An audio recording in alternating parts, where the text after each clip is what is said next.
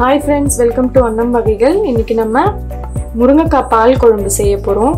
அது வந்து ரொம்ப டிஃபரண்டான குழம்பு. பால் ஊத்தி செய்யிறதுனால அது வேற டேஸ்டா இருக்கும். அது நீங்க கண்டிப்பா வீட்ல செய்யுங்க. எப்படி செய்யலாம்னு இப்போ நாம வீடியோக்குள்ள போலாம் வாங்க.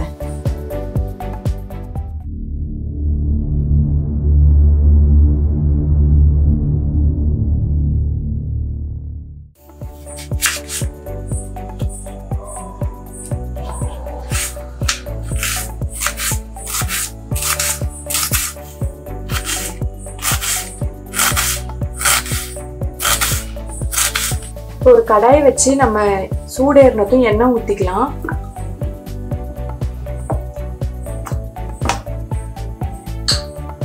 எண்ணெய் காஞ்சிருக்கு. இப்போ நம்ம கடுகு கொஞ்சம் போட்டுக்கலாம், ஒரு ஸ்பூன் அளவுக்கு.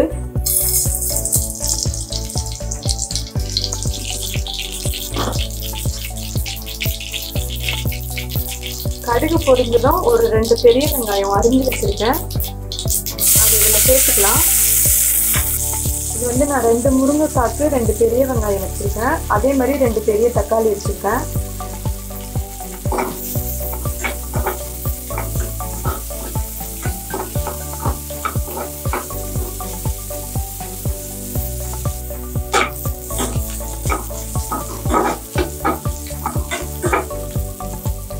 வெங்காயம் நல்லா வதங்கிருச்சு.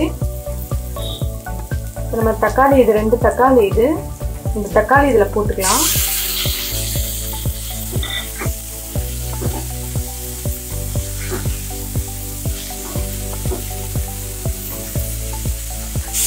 மஞ்சள் தூள் ஒரு 1/2 ஸ்பூன் போட்டுக்கலாம். கல்லுப்பு கொஞ்சம் சேர்த்துக்கிறேன்.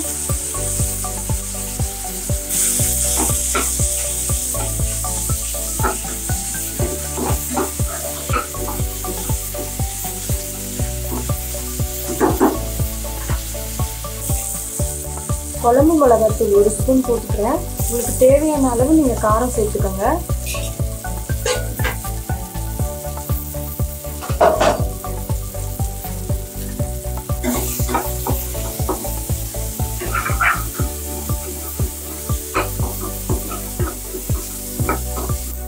முருங்கைக்காய் வந்து 2 முருங்கைக்காய் இதுல சேர்த்துக்கலாம்.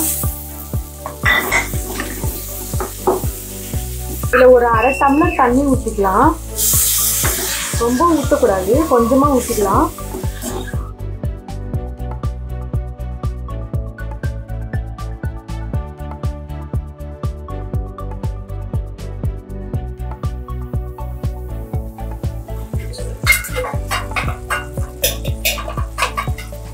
காரம் கொஞ்சம் எக்ஸ்ட்ராவே போட்டுக்கோங்க. நம்ம பால் ஊற்றுவோம், பால் ஊற்றுனா காரத்தை அடக்கிடும், அதனால கொஞ்சம் காரம் எக்ஸ்ட்ராவே போட்டுக்கோங்க.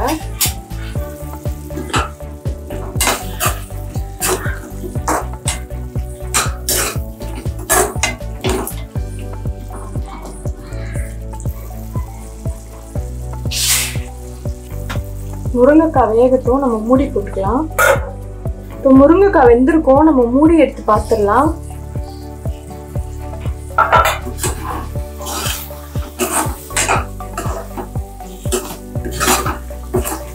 முருங்கைக்காய் வெந்துருச்சு நல்லா. இப்போ இது 1 கிளாஸ் பால், நம்ம காசி வச்ச பால், இது இதில் கலந்துக்கலாம்.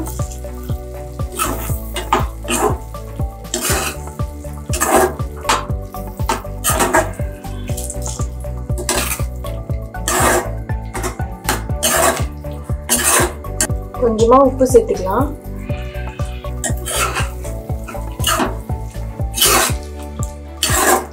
பால் ஊற்றி ஒரு 5 நிமிஷம் வைங்க. அது ஒரு கொதி வரும்போது ஆஃப் பண்ணிடுங்க. ரெடி ஆயிடுச்சு. இது பால் ஊற்றி செய்யறது நல்லா இருக்குமோ நல்லா இருக்காதுன்னெலாம் பார்க்காதீங்க, இது நல்லா இருக்கும். நீங்கள் வீட்டில் கண்டிப்பாக ட்ரை பண்ணி பாருங்க. இந்த டேஸ்ட் வந்து வேற மாதிரி இருக்கும். நீங்கள் வீட்டில் செஞ்சு பார்த்துட்டு எப்படி இருக்குன்னு கமெண்ட் பண்ணுங்க. மறக்காம அன்னம் வகைகளுக்கு சப்ஸ்கிரைப் பண்ணிடுங்க. இது வரைக்கும் சப்போர்ட் பண்ணதுக்கு தேங்க்யூ.